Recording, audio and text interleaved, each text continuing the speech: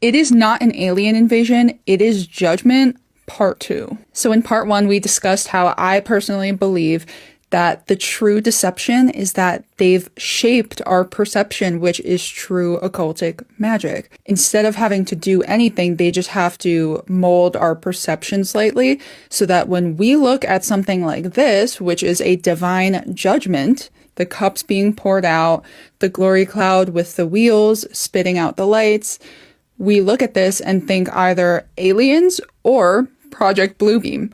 Almost nobody is going to look at something like this and think that it is God or any type of divine judgment. And as I peeled back the layers on medieval Bible manuscripts, facsimiles, things of that nature, this becomes more and more obvious to me. So this is a Judgment Day illustration from a 1300s Bible, and I've been showing you guys the ark that is clearly in the sky. It's literally this, and it sends out these. And as I searched out medieval illustrations of Noah's Ark, they get more and more interesting. The further you go back, the more they begin to look kind of like flying saucers. This is from 1330. A lot of altar tabernacles look like this, and this coincidentally looks exactly like what they've programmed us to believe UFOs or like flying saucers would look like. Here's a biblical image of God's throne. Again, flying saucer-esque. Again, I think this is God's ark. This is a 1400s image of the glory of the Lord. The craziest part is I have seen these exact things. I believe that these are like some form of like maybe throne angels. They spit out the northern lights. I have seen these with my own eyes. How about this 1700s illustration? This is the baptism of Christ, guys.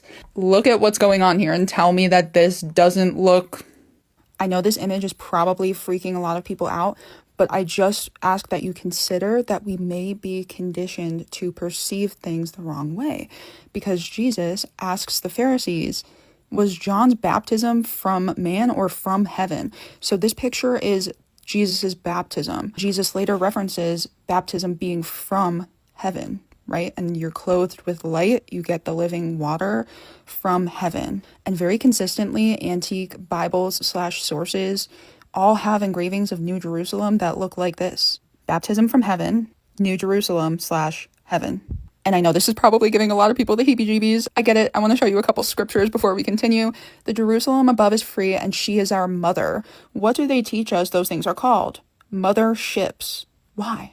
To induce fear. I believe that's why Revelation says that Satan will deceive the whole world into encompassing the camp of the saints. The one who conquers, I will make him a pillar in the temple of my God. Never shall he go out of it, and I will write on him the name of my God and the name of the city of my God, the New Jerusalem, which comes down from my God out of heaven, and my own new name. He who has an ear to hear, let him hear what the Spirit says to the churches. So the idea I'm presenting seems very foreign to most people because of the programming, but it's very much in Scripture. Come, I will show you the bride, the wife of the Lamb. And he carried me away in the Spirit to a great high mountain and showed me the holy city Jerusalem, coming down out of heaven from God, having the glory of God, its radiance like a most rare jewel, like jasper, clear as crystal. Blessed are those who wash their robes. So this is the ESV. I don't like the translation for this verse because a more accurate translation would be, Barak are those who keep his commandments.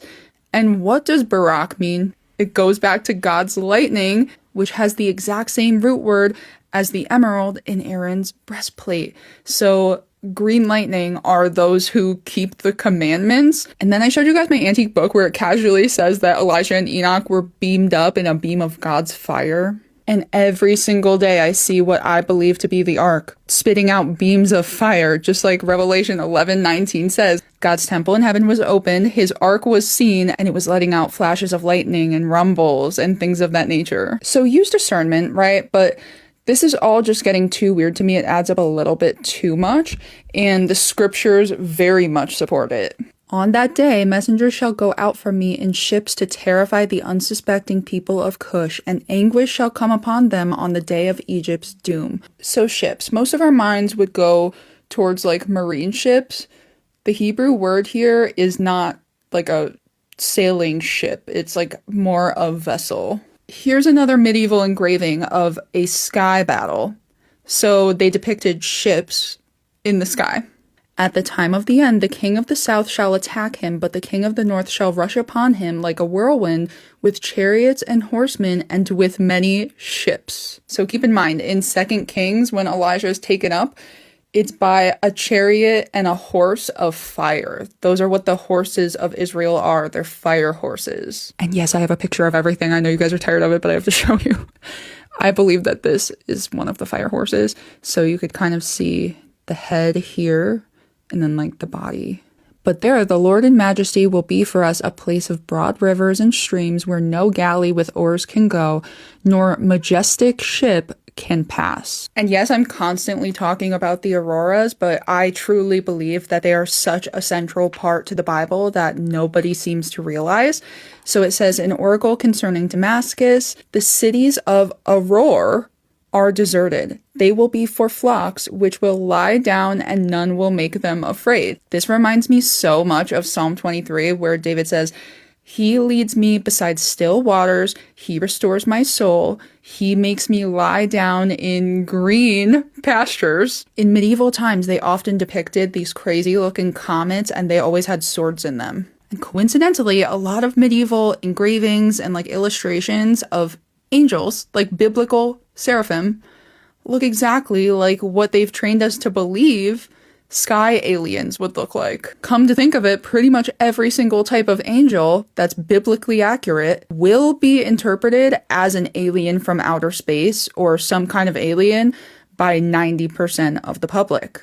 I mean, I've seen so many movies where the aliens look like this, and this is divine judgment.